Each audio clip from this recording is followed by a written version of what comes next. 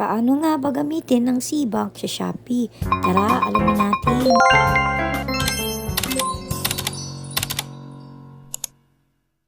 Alam nyo naman, nung nakaraan ay nag-upload ako dito tungkol dito sa Cbank sa Shopee. Sinabi ko doon kung ano itong Cbank at kung gaano kaganda gumamit nito. Meron din akong video doon na nag-register ako. Sinabi nga daw mag-antay ako ng ilang araw para ma-verify ng aking account. So ito nga 3 days makalipas after ko gumawa or mag-register ay na-verify na ang aking Cbank dito sa Shopee. So ayan, i-open ko lang tapos ine-enter ko dyan yung PIN. So dito kasi hindi nila inaalaw na makita ng iba kaya nakablock yan. So ito na nga kung makikita nyo is meron na akong account number at meron na ring laman ang aking Cbank. Kung wala pa kayong account dito sa Cbank at gusto nyong maggawa, pwede nyong gamitin ang aking referral code para magkaroon kayo ng 50 pesos kapag nag-cash in na kayo. So ito na nga, dahil verify na yung Cbank ko at may laman naman na siya, ay o-order na ako dito sa Shopee. So ito yung napili ko, worth 174 at makikita nyo dito sa payment method ay automatic nang nakalagay yung Cbank.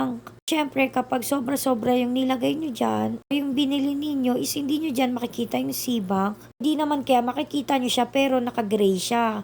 Hindi nyo siya magagamit. Kaya nga, i-place order ko na siya. Tapos, need natin i-enter yung PIN. Yung PIN na ginawa nyo sa Cbank. So yan, payment successfully na. Kapag place na ako ng order gamit ang aking Cbank. Dito pala sa Cbank is pwede rin kayo makapag-cash in or cash out ng libre lang. So sa next video ko na lang ituturo iyon. Well, syempre, mas magandang i-testing ko muna siya bago ko ituro sa inyo. Kaya sana may natutunan kayo sa video na ito. Thank you for watching. Yun lang.